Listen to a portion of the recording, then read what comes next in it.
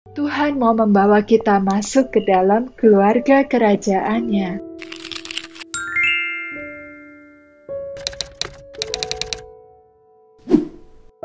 Tahukah Anda, ada manfaat yang luar biasa ketika kita berdoa dengan kitab suci. Apa saja? Yang pertama, kitab suci menguatkan iman kita. Yang kedua, kitab suci sebagai santapan jiwa.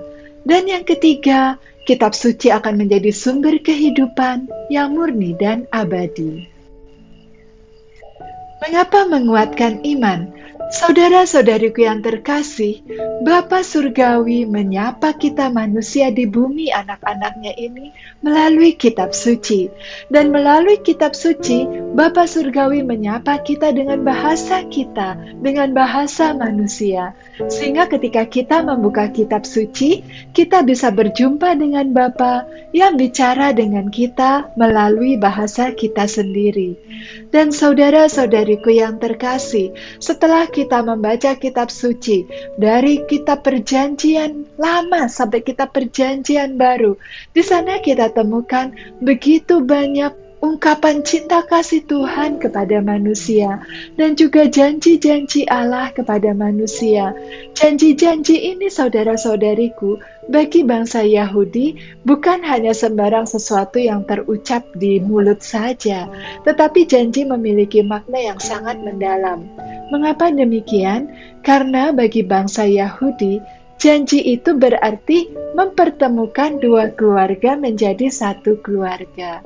Nah, ketika Tuhan memberikan janji-janjinya kepada kita manusia, itu artinya adalah Tuhan mau membawa kita masuk ke dalam keluarga kerajaan-Nya.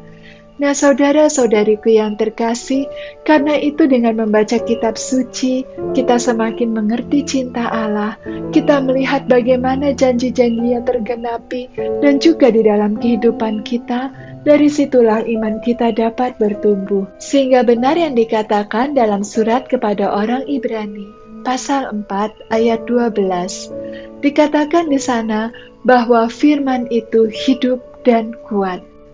Manfaat yang kedua adalah kitab suci sebagai santapan jiwa. Saudara-saudariku yang terkasih, Yesus sendiri mengatakan bahwa Ia adalah roti yang hidup. Dan ternyata roti yang hidup itu bisa kita temukan dalam dua bentuk. Yang pertama dalam sakramen Maha Kudus, yang kita jumpai dalam setiap perayaan Ekaristi.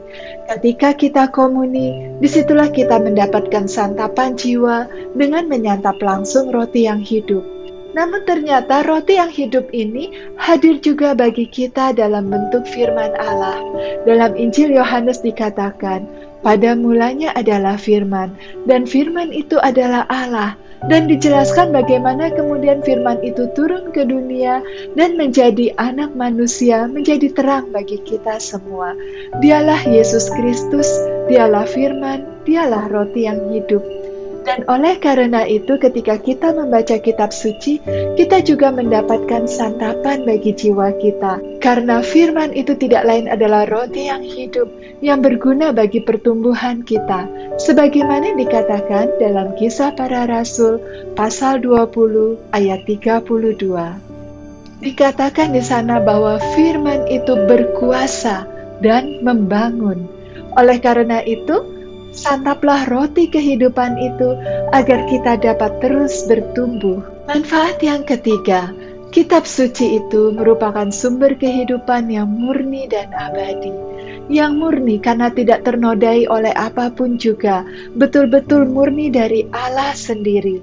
Dan abadi sebagaimana sifat Allah yang dari kekal hingga kekal, kasih-Nya yang abadi senantiasa tercurah ke dalam kita. Karena itu apabila kita rajin merenungkan firman Tuhan, kita rajin berdoa dengan kitab suci, maka kita menenggelamkan diri kita di dalam hadirat Allah. Pada saat itulah Tuhan bekerja di dalam diri kita. Roh Kudus membuat jiwa kita semakin lama semakin ilahi. Sabda menjadi daging, firman yang kita baca, kita renungkan, resapkan dalam hati, memenuhi seluruh keberadaan kita, dan kemudian akhirnya kita diubah menjadi ilahi.